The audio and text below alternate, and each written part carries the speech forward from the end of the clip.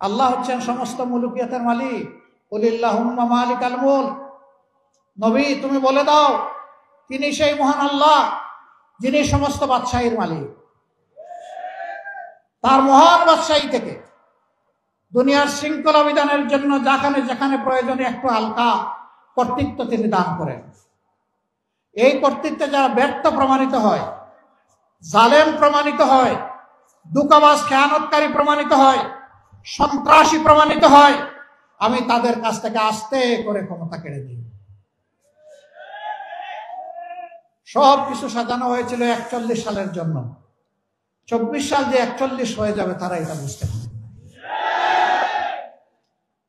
সে বছরটা আমি আল্লাহ তাআলার মেহমান হিসেবে হজে গিয়েছিলাম।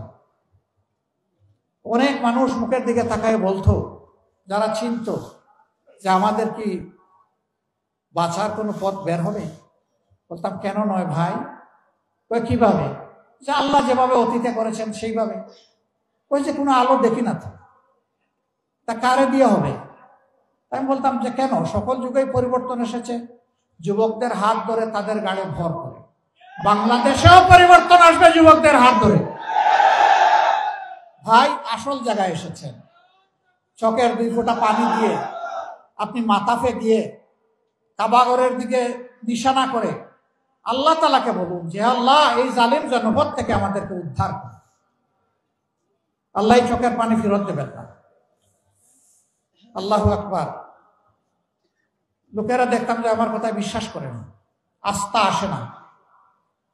হজ উমরা শেষ করে যখন ফিরলাম 17 তারিখ, 16 তারিখ আবু সাঈদের মৃত্যুর শাহাদাতের মধ্য দিয়ে বাংলাদেশের নতুন অধ্যায়ের সূচনা হল। 17 তারিখ থেকে আগুন জ্বলে উঠল। সেই দিন থেকেই চতুর্দিকে নিরীহ জনগণের, নিরস্ত্র জনগণের বিরুদ্ধে সশস্ত্র আক্রমণ শুরু হল। ভয়াবহ, শ মানুষ খুন করা হলো। শেষ পর্যন্ত এর শেষ পরিণতি হলো গিয়ে 5 তারিখ। যারা বলেছিলেন আমরা পালাই না, তারা জানি না এখন কিভাবে কোথায় গেলেন। আমরা কোনোদিন এটা বলি নাই যে আমরা পালাই না। তবে আলহামদুলিল্লাহ রাব্বুল ইজ্জত আমাদেরকে এটুকু মেহেরবানি করেছেন যে আসলেই আমরা পালাইনি। আমরা ফাঁসির রশি গলায় নিয়েছি কিন্তু দেশ থেকে পালাইনি।